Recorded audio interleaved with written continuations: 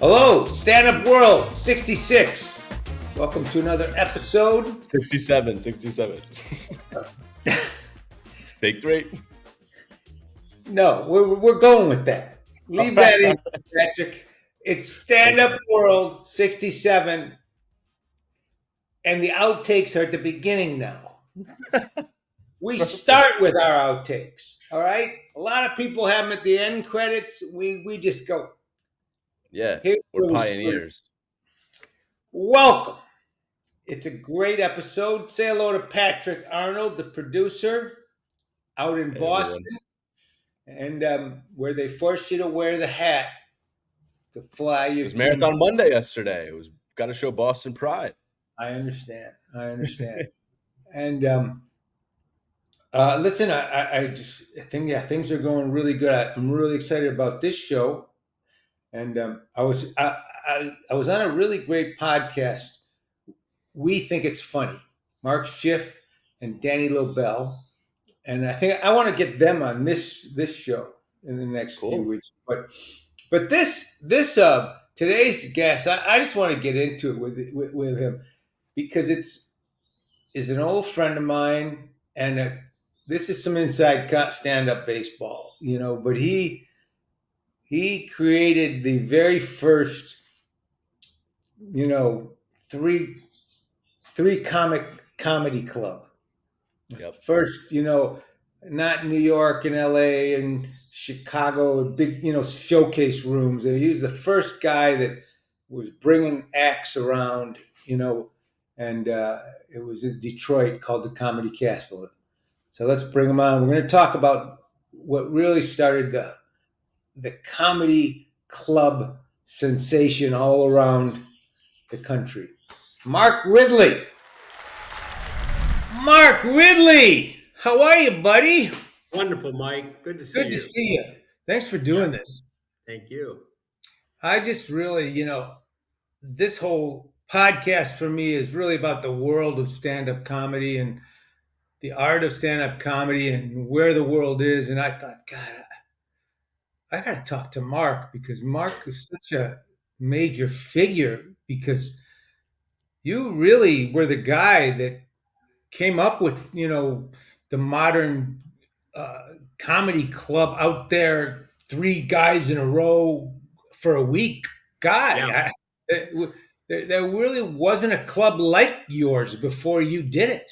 No, there wasn't. I didn't really have many opportunities to explore how to do it when I started it. I made a couple of trips to Los Angeles and maybe one to New York, but like you said, I would just go into a club and see, pay my admission and watch 12 to 16 comedians in a row.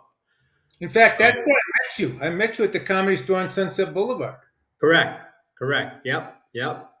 Back when you were Kid Comedy. Yep, and you were lurking in the shadows, and I thought, this guy's a stalker. This guy's weird. But he's from Michigan, so he's not that bad. Well, I knew that. I thought, why does this guy have an erection at this time of night? I was just happy to be there. Yeah, he was. No, but you really understood it. And the way I remember it, and I could be wrong, so you tell me, we were just starting doing Make Me Laugh. Yeah. And there were three comics on Make Me Laugh. Well, you're kind of jumping ahead because I opened in January of 79, and I only had, I think, Bob Talbert, J.P. McCarthy, Dick Burton, all gave me some coverage. I was looking for comedians at that time after bringing this great idea home from Los Angeles. So I was running the same comedians 3 nights a week, the same 9 people. So in essence, I started out doing what I had seen in Los Angeles. And then I think you reached out to me and said you were from the area and you could guarantee you're going to pack a lot of people into my little 90-seat room. So classic. Talbert. Wasn't it the meeting place in Orchard Lake or something? The meeting place, right. And to this day, Mike, I remember what happened. All right, I didn't know what to do. I didn't know how to do this. I was the MC, and you said you wanted to headline. I said, great. Bob Talbert gave you a full column. And I think, I don't know the other publicity involved, but I didn't even take reservations. We just said, okay, the doors open at this time. And I would say easily there were a couple hundred people trying to get into this 90-seat room, and they were standing out in a February rain. So it was, it was cold, it was rainy, people were pissed. So I think we kind of knew that something was happening at that time. And then you went back home after a very successful run there, back to Los Angeles. And you're right, Make Me Laugh was just starting up. And I started getting calls from people like Bruce Baum, Denny Johnston, Vic Dunlop, people that weren't really, pardon me? Bob Saget. Bob Saget. Well, they actually were. He and Gary Shandling were in the next room, which was bigger when I moved down Orchard Lake. But and the cool Orchard Lake. I thought Bob played Orchard Lake. I always. Well, there were. I was in. Okay, I was in the meeting place, but I knew I needed something bigger because I didn't have a club of my own. I was just producing and promoting shows. Right, right. So I moved to Friday's Old World Cafe. So that's when Make Me Laugh was just really getting hot, and I was getting at least one plug a week at 11 o'clock at night in Detroit. That's either Saget or Kip Haddad, any of those guys. Bobby Van was saying he's playing at the Comedy Castle in Michigan next week. So it was. Great thing about that, just for people that didn't remember, we would do that show, and we would shoot one day. We would shoot 5 episodes, and the episodes would air Monday through Friday the whole week. Right. So if you were going out there and you were playing the Castle that week, or the week before, you were on TV every night from 11 to 11:30 in a time when people were so tired of the news. So they were watching it, and our ratings were huge. We were on WKBD channel 50 in Detroit, which was before cable and all that. Right. And so you could really, it was a half-hour commercial at 5 days a week. That's right. That's right. And people were so excited to see the people they had just seen on, Make Me Laugh.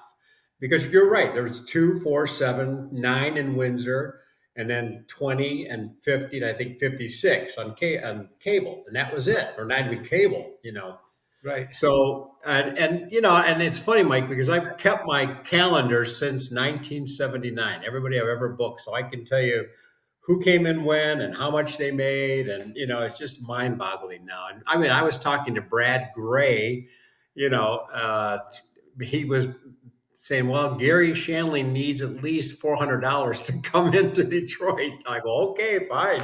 I remember those days, man. We used to sit in Brad's. He had a little apartment in Westwood, and he managed Gary and Dave, and Jeff DeHart, and Bob, and then later me, and he would. I mean, and by the way, Pat, just so you know, this guy ended up being the head of Paramount and one of the biggest managers in the business. But at the time, he had this little apartment, and his office was the second bedroom, and he'd be going, well, you got $800 from the Comedy Castle, so you owe me $80.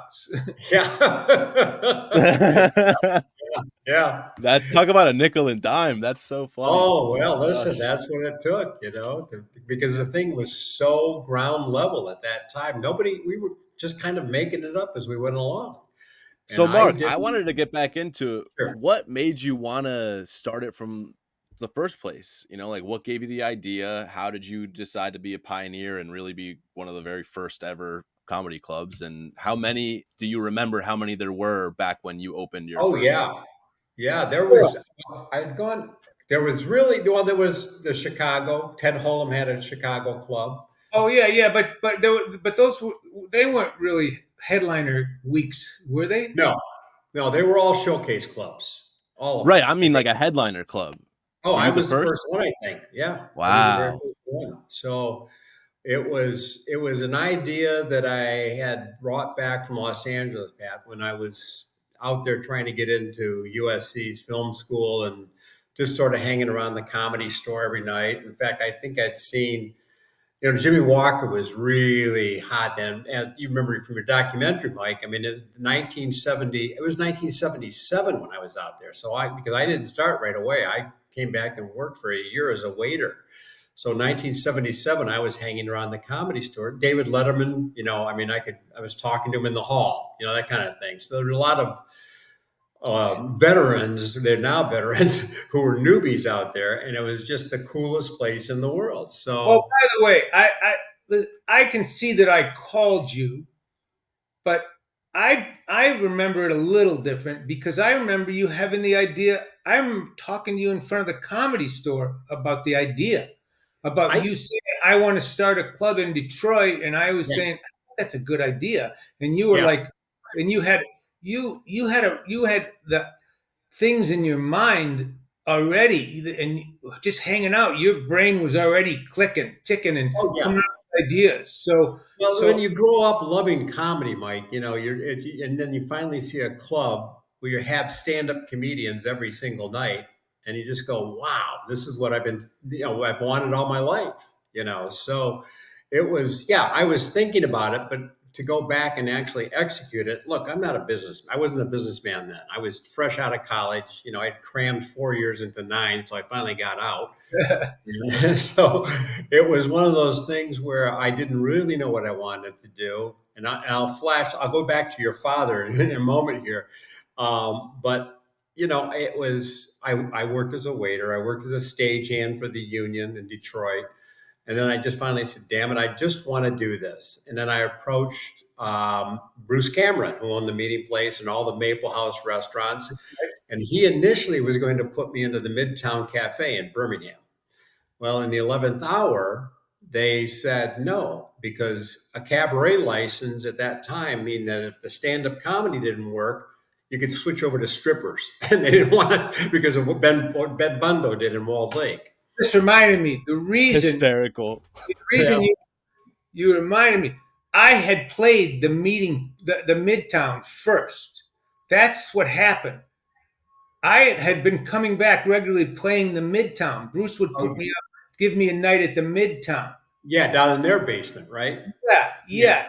yeah. And Yeah. I think that's how you ended up out at Orchard Lake. Well, they said no. City of Birmingham in the 11th hour said no. And then when Mr. Cameron, Bruce Cameron, and I spoke, he said, well, I have the Meeting Place, which is a different community, No, and they don't have it. but I'm just remembering because Bruce, my mother knew Bruce because my mother had a Yes. store 2 doors down from him, Right, right? right. So Yep. Bruce was giving me those nights, and guys like Bill Thomas and Tony Hayes. Hayes, all those guys would come in and they'd go up with me. This is Yeah. before I Yeah. met you, Yeah. and that's how I met those guys. And Right. I met Right. David, the Delta Lady, Yeah. The right? Delta Lake, Tony Volpe. Yeah. Right, Yeah. right. Okay, And Mark Kornhauser was their host. And that's Mark right. and I at the time looked very much alike. That's So right. I remember people coming out to the Meeting Place going, how did you get here so fast from the Delta Lady? And I don't know, it's a different person. So excuse me. That's right. But But but the, but I do remember that now, and yeah, I remember thinking. I remember. I think I even remember you thinking you were saying that you knew Bruce Cameron and you were trying to do something with Bruce Cameron at the Meeting Place when we right, were. right. Because I used to work for him as a waiter back in 1970. So in fact, when it came time to leave, I didn't really tell him when I felt I outgrew the room. And this is what a great businessman I am. He approached me and he said, "Mark, I can take one of my Maple House restaurants and turn it into a full-time comedy castle." Oh my God! And I went, no, no, I know what I'm doing. Not because, What happened to Bruce? oh, he passed away a long time ago. Oh, did he really? Yeah, yeah. No. Because he was an older man back in Yeah, that's right. 1979, but a great guy. Great Just guy. you really got along with him well. And then I think you talked to me about your father was interested in doing something. So you were in town and we went and looked at a couple of locations. And I remember one being in Farmington Hills. And Bert said to me, well, what's your business plan? Let me see your business plan. And I go, what the hell's a business plan? So it just sort of like, he said, no, if you don't know that, then I don't think there's going to be any chance of doing this. So, I just had to kind of lull around and keep working in other restaurants. And then I had I know what happened. I got into an argument, which turned into a major fight at the Friday's place. And I walked out of there after getting in a fight with the owner because he was trying to usurp my authority and take away. I had the name trademark, but I wasn't incorporated. So on the way out, I'm ripping down all the headshots off the wall, destroying the plaster. And I moved right down the street to Stafford's restaurant.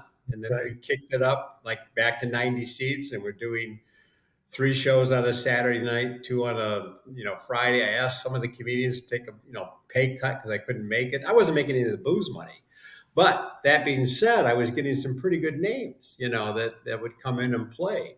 In fact, one of the names just before they got Saturday Night Live, 2 of the names, Eddie Murphy and Joe Piscopo, I had them on the schedule.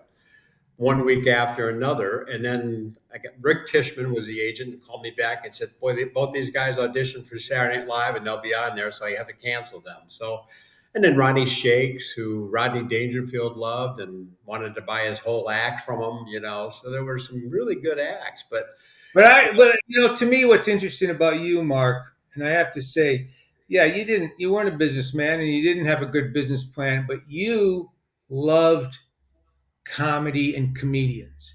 Oh, I had passion. I still have a passion for it. It was a passion. And for different reasons, I think that was Mitzi's success. I think the people that have really been pivotal in this business, they might not be business people, but they're people that understand the rhythm and they know the music, Right. And it comes from their love of stand-up. And yes, you from the very beginning, I always used to call you Pops because you were more like a coach than anything, it was just like, because I can remember nights when I would do shit on stage. I didn't even know what I was doing. Half time trying shit and getting in trouble, and you were just like, okay, Jesus. Mike, this isn't my place. You can't rip stuff off the wall. You can't throw things out the wall. It's not my building. I'll do it later when on my way out the door. Yeah. You remember, I used to just do crazy shit, and I remember you just. It's what do you want me to say to him? He's a comedian. Yeah. Right. Right. Yeah. And that's really what I would say about a lot. Like, if DC Malone would throw a glass across the room towards the bartender, I go, what do you want me to do? He's a comedian. I can't control everybody, Yeah. Yeah. And listen, we knew that, and I can remember, Dave Coulier, who was my roommate one night. Patrick, you'll love this story. I think we talked about this when Dave was on. I was headlining, and I think Dave's one of Dave's first nights there on a weekend, and he goes up and he kills. He just it's like, and I'm having trouble following him. I'm really seriously. He does so, and he just does not take his foot off the gas. Yeah, exactly. And I'm having trouble following. I'm having trouble getting the audience, and they're my crowd, and I'm like, shit. And so he comes up afterwards thinking, I'm going to be pissed at him. And I'm like, dude, this is comedy, man. He's thinking, and Mark and I were like, hey, that's the game, buddy. That's the game. And that happened a lot. I mean, I had after Tim Allen got out of prison, he was basically working at my place on a weekly, almost at least twice a month. And I remember one time Rosie O'Donnell had just won Star Search, so I brought her in, and Tim was the middle act. And she came up to me after, I think, the Thursday night or something. She goes, I cannot follow this guy. I said, Rosie, let's just flip it. If you want a feature and Tim can close the show, you're still going to get the same money, no problem. I'm not going to short you anything but yeah, I know what you're saying. Tim is that strong. And So by the way, he Did still you tells flip? he's I flipped him. Yeah. Yeah. He Oh, headlined it's and so funny. still tells the story. Okay, to this day. I talked to him today. By the way, he told me to say hi to you. oh, okay. But no, listen. That the fact is, you know, one of the things that I love about stand-up comedy is it's not a luck thing. It's you kill what you eat.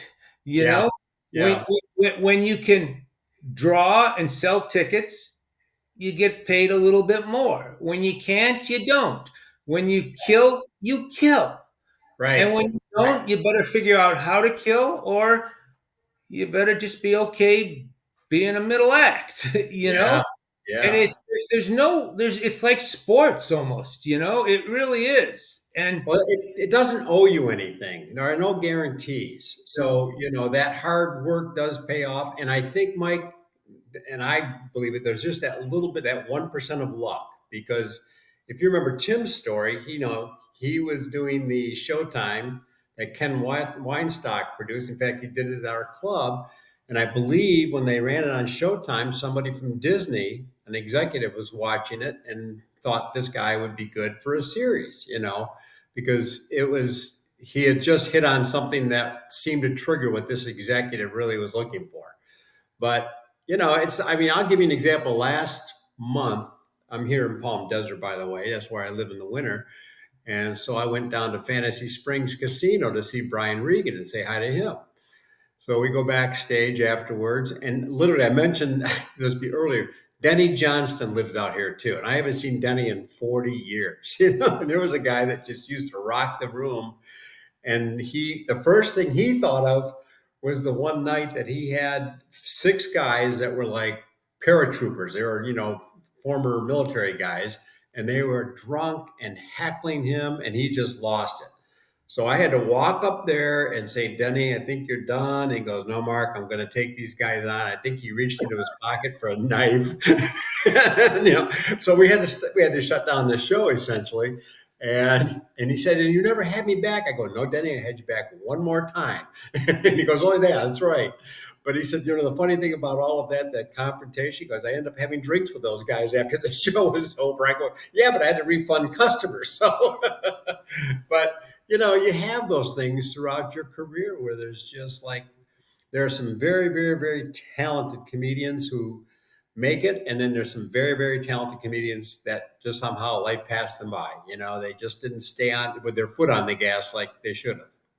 well, listen, I don't want to name any names or anything, but I really do believe I don't believe luck plays that much of a part of it. I think I've been around so long now that I really can tell you almost everyone who made it or everyone who didn't make it, the ones that made it, there's a reason why they made it, and the ones that didn't make it, for the most part, they either got in their own way or there's something, or you can almost say why. Yeah. Yeah. There's some luck involved, but I really believe it's and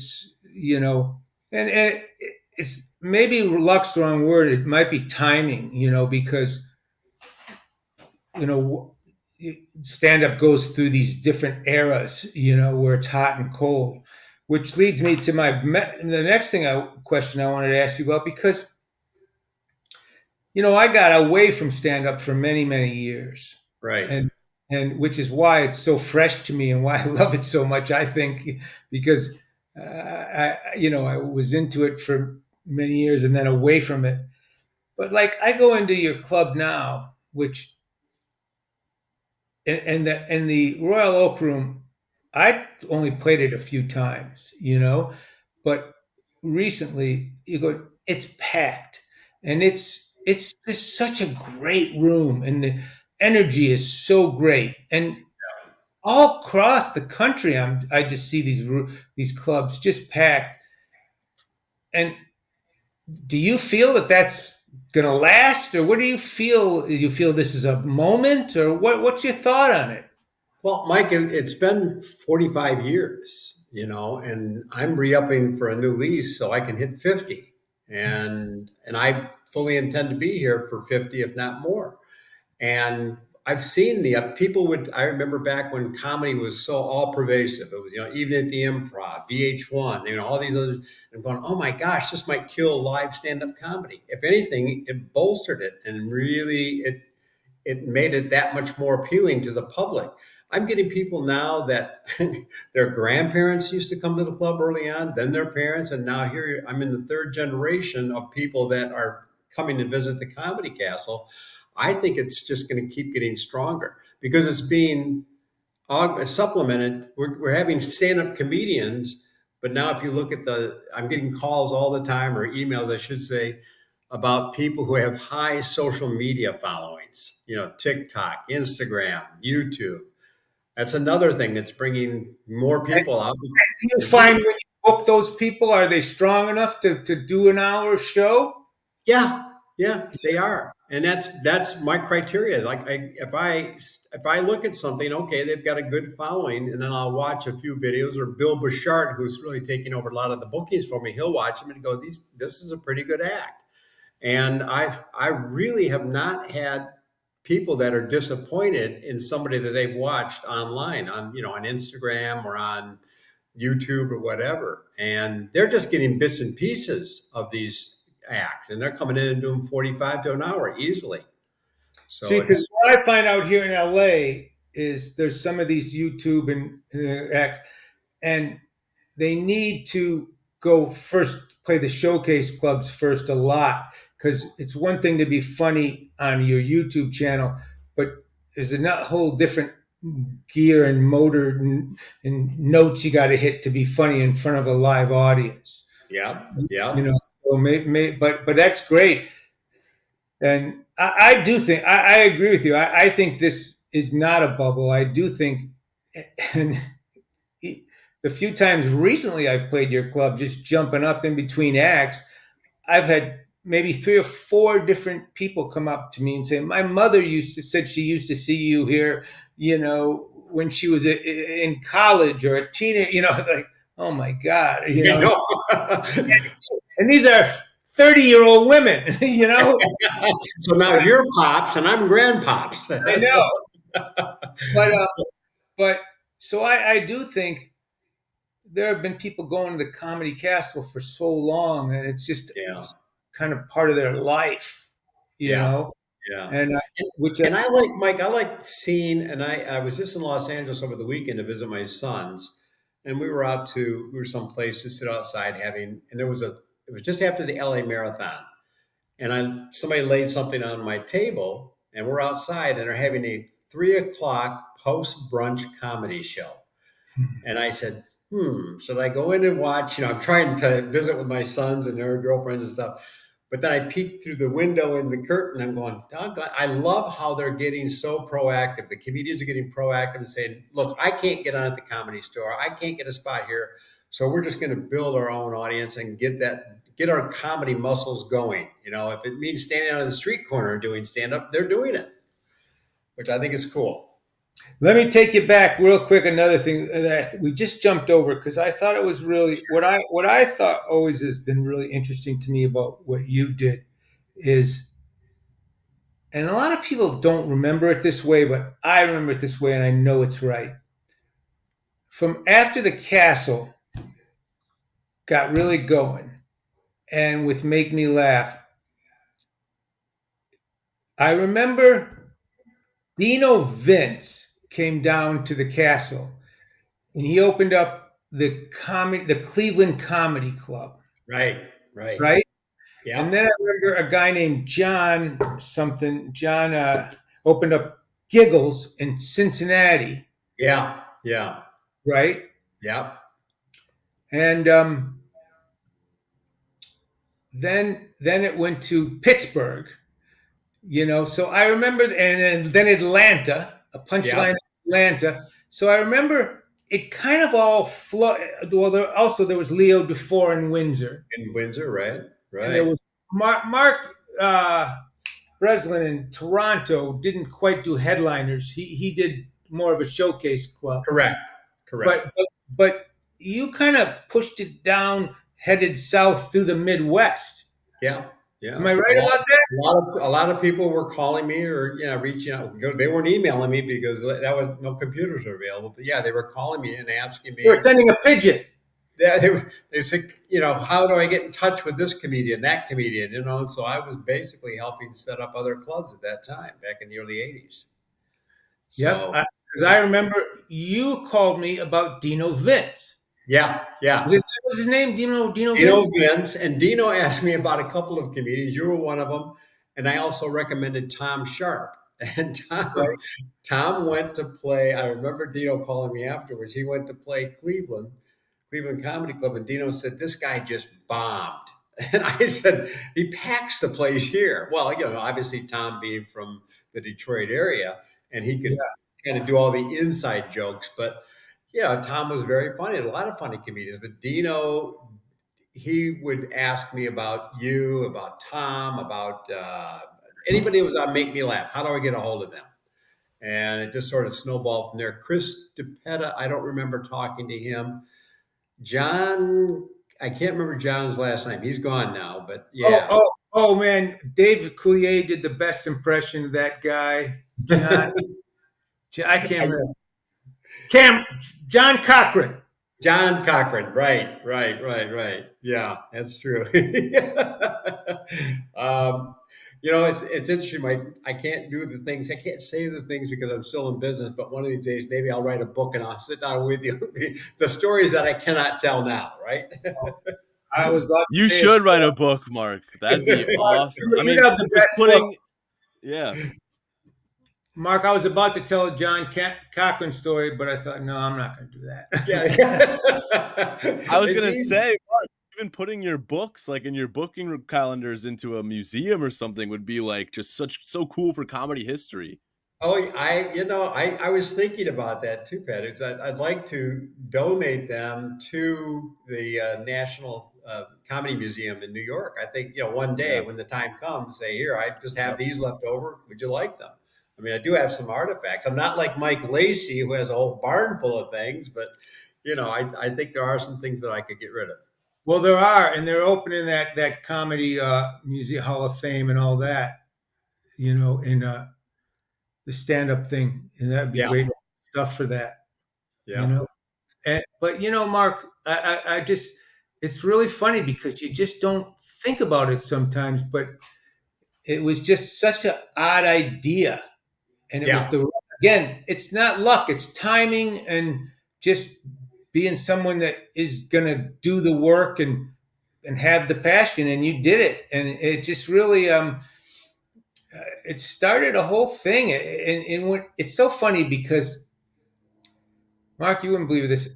After coming back all these years later, and then and being in the clubs now, and sometimes I talk to these guys, and there's like 7 zillion clubs around the country, and 8 chains, and this and that, and I'll try to talk about the genealogy, and they look at me like this guy's meds are off, Yeah.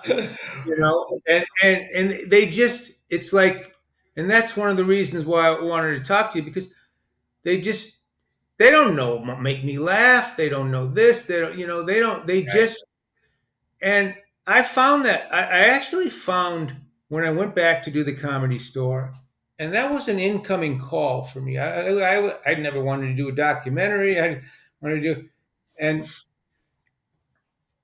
I there was some, and I'm not going to mention names here either, but there were some really top stand up comics of today, and I would interview them, and they knew nothing about the history. They knew Yeah. nothing. They're through the Comedy Store. They knew nothing, and I would tease them and go, "Man, really, you don't know much about George Carlin. You don't know, It's just like, what are you doing? You're funny as hell. Or you don't know Richie Lewis, and it's just like, Yeah. what are you doing? Yeah. But there's a big but to it. Then when I started interviewing Letterman and Leno, and even Jim Carrey and guys and myself, we didn't know them. Yeah. We didn't know about, Leno would say, I was talking to Leno one day, podcast, what are these guys doing with this podcast? So, yeah, they're not making any money with them and not selling any tickets from them. Played the Forum last weekend. No way. Yeah. Like nobody looked backwards and nobody looked forward. It just Right. like the generations weren't, and it's changed since then. I see people. I see at least guys like Howie and Dana and Spade and everybody really kind of melding with Shane Gillis and the guys. Yeah. But I really, there was really very little knowledge of anything that went before them in terms of the clubs and stuff. Early on, Mike, I had the opportunity. This is when cable was just starting up, and you remember the down Maximilians, which turned into the Sure. jukebox. You played there a few times. Yeah. And every Saturday morning, a producer from Cox Cable, which was the east side, like St. Clair Shores and that area, he would come in with one camera and have me interview whoever that headliner was for that week. So I had on video at one time because Leno played there, Seinfeld played there, Reiser played there. I mean, that was like Gallagher played there. And I interviewed all of these people. And for whatever reason, when it came time for me to get copies or access to those tapes, all of a sudden he didn't have them. So I'm thinking, oh my gosh, there are somewhere out there, there's tapes of every single, you were probably one of those interviews too, Team Sharp.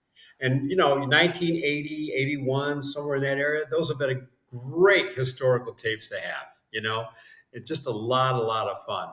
But yeah, the history, I think that, and I'm jumping around here because I'm thinking about things that you said. The history of it. When you talk to some people, and even when I watch customers, or when I'm at the club and they're walking down that wall that has a hall with all the pictures on them, they go, "Well, who's that person, or who's that? I've never heard of them." And they're pointing to like Dana Carvey, let's say, because they're young, they're old headshots. Howie Mandel has an old headshot up there. Saget has some of them they recognize, but for the most part, they are very young in their early 20s and they really don't know who they are. So they come to see who that newest comedian is at the club. And, I like this week, I have TJ Miller, who has, a few films under his belt and people know who he is. And so we're going to do really well with him. But then I have an unknown in, and we might draw, let's say, 1,000 people in 3 nights, which is about half capacity. But they put on an excellent show. I mean, an outstanding show. And it's being augmented by really strong local comedians too. I mean, Detroit still is a hotbed of new comedians coming up. We still do open mic, and Bill was telling me that we're getting anywhere between 60 and 70 people signing up for those 16 spots every Wednesday. So that's great.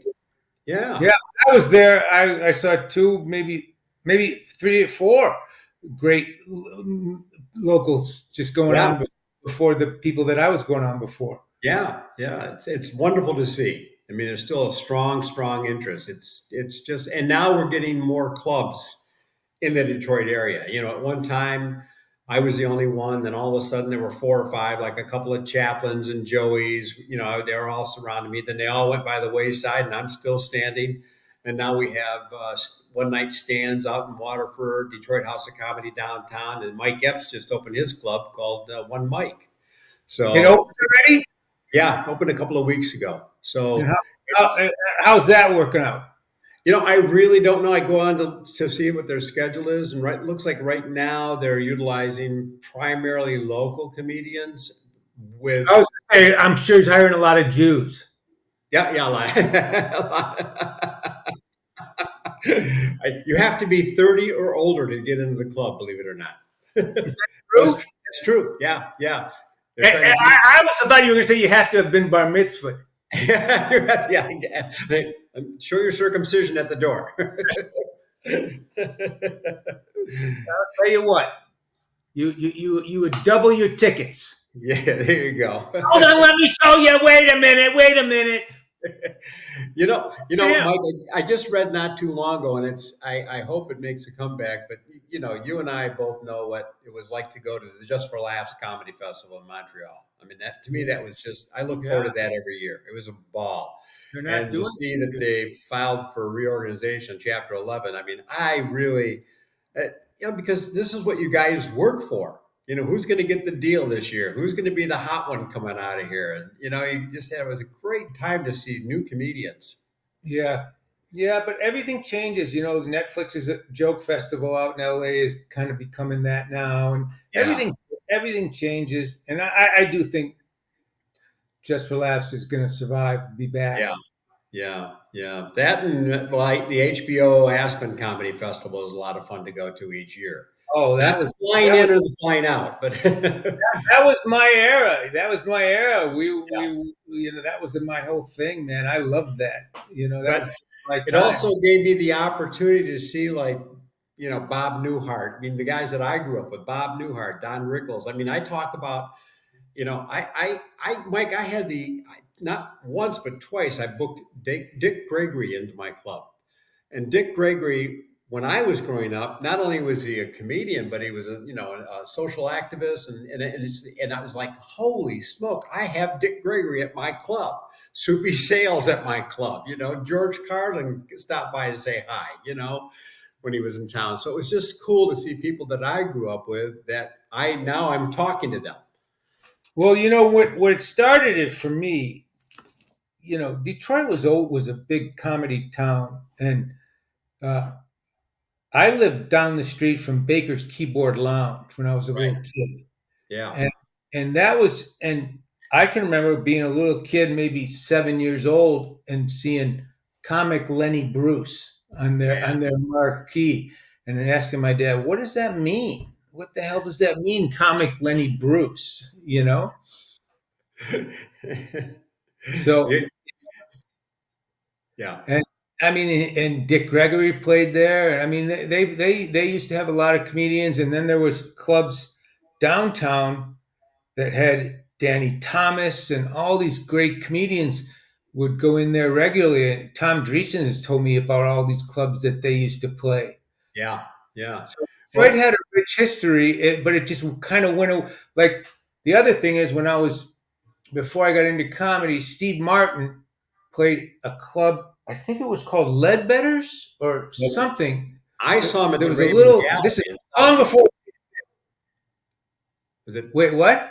I saw him at the Raven Gallery. I saw Steve Martin perform at the Raven The Gallery. Raven Gallery. That's Yeah. right. In Berkeley, right? And yeah, Berkeley, Southfield area. Yeah. And it was, Yeah, I saw Dr. yeah, Irwin Corey there. I mean, yeah. there were some That's good right. comedians. Yeah. Yeah. That's It right. was great. So there was comedians. They played like music clubs. Well, and I talked to him about this when he was a solo act, Gary Mule Deer, who has a pretty good documentary out now, and I saw the Mule Deer Moondog Medicine Show there when he was Yeah. when so and then that was that was in the early 70s, I think. Yeah, Well, those are the guys that I remember them all playing there. And the guy I remember, you're gonna really laugh at this. I had a friend that was in a motorcycle accident, Scott Perry, when we were in Mhm. about 11th grade, and when he finally got better, he bought a stereo and would sit there and he would listen to Gino Vanelli day and night. And when he got better, he bought tickets to Masonic Temple downtown to see Gino Vanelli. And I Yeah. went with him to see this guy. I didn't even know who Gino Vanelli was, but he had a stand-up comic before him, and it was Daryl Igus. Oh Do you remember yeah, Daryl yeah, Igus? He was yeah, an impressionist, and he was so good. He yeah. was so good. And Yeah. then when we got out to the comedy store, I met Daryl, and it's like I couldn't believe it. And guys like him and Mule Deer playing the Raven Gallery and things like that was just like it was such a small community. Yeah, it really was.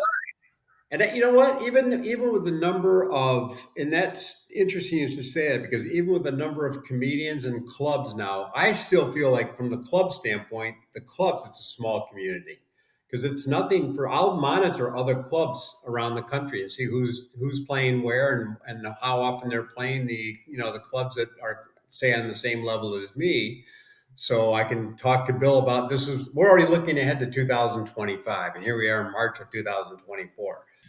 We have all these comedians on that and one of my favorites is this guy Greg Warren. You Oh know, yeah, and like we talk about the castle. I guess he recorded an album there once, right? I think he did. Yeah, a number of comedians have recorded some things And with then this. John Heffron, who Yeah, obviously is a big part of the castle, he yeah. recorded a couple albums there. And someone else. Oh, Bill Engvall did his first two Oh, CDs. Bill, Yeah, Bill. We had Bill on, and we were yeah, talking about that. Yeah, yeah. That's right. Yeah. people just have guys have such affection for you and for the castle. You know, Well, it's really kind of cool. It's right there in Royal Oak, yeah. right in the bone marrow of my childhood. Well, Mike, it still is a hell of a lot of fun. My wife Sarah is involved with me in the business, and she kind of looks at the back end to make sure human resources and everything that we have, because we are a litigious society. So you have to make sure all your I's are dotted, your T's are crossed, and That's right. people.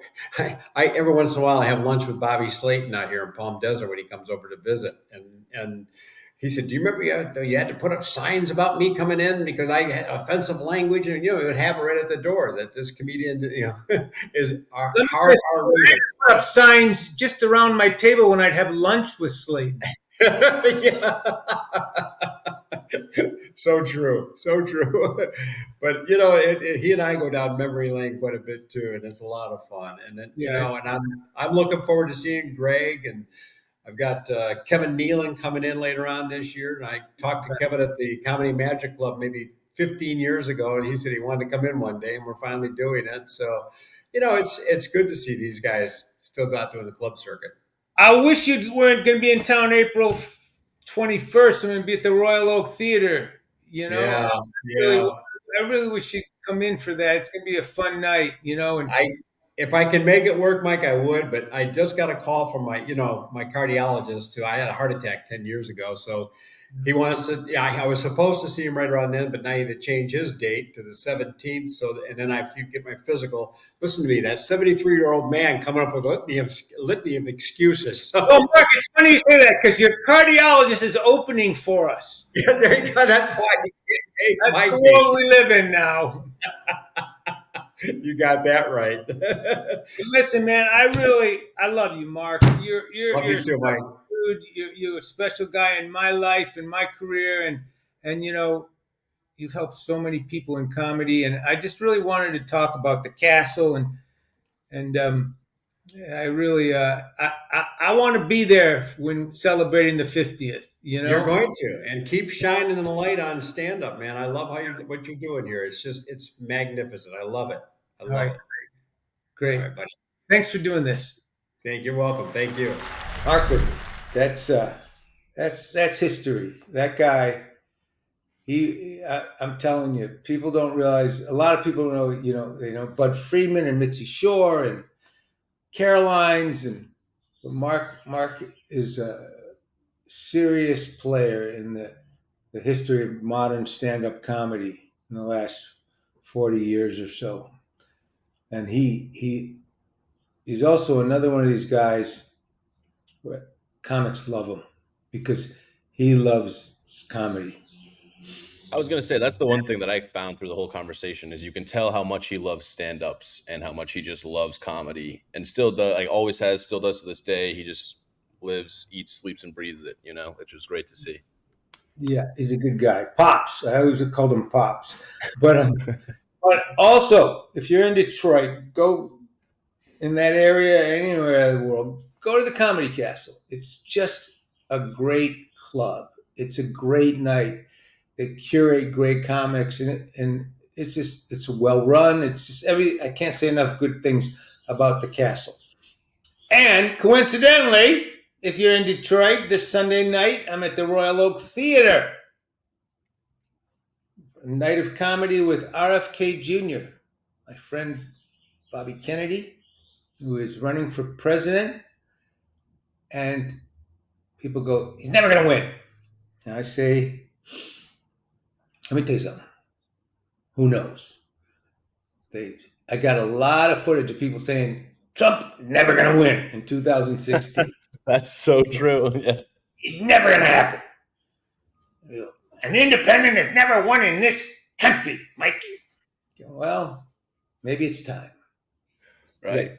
You got two absolutely crooked, horrible, borderline evil parties running some seriously awful candidates this time. And you've got a guy who I've known 40 years, spent a lot of time with, never heard him say a bad word about anybody, smart as hell, and only wants to do this to help his country. And his family has laid it on the line for this country. So I really believe in the guy myself. But the other thing is, it's a great night of comedy. We're taking some comedy around the country. Come out. The Royal Oak Theater, a night of comedy with RFK Jr. And visit the Comedy Castle. That's the other thing. If you know what's good for you. And thanks again for Mark Ridley for coming on the show. We'll see you next week, right? Yes, we will, with another good one. Yeah, next week's I'm excited about also. I just love doing this. This is fun. The fun never stops. Yeah, it's just such a great thing to do. I love it. Next week, I will say, I just want to say, we got a guy coming on who I think is going to be huge very soon. Ding! Okay. Thanks a lot. Love you.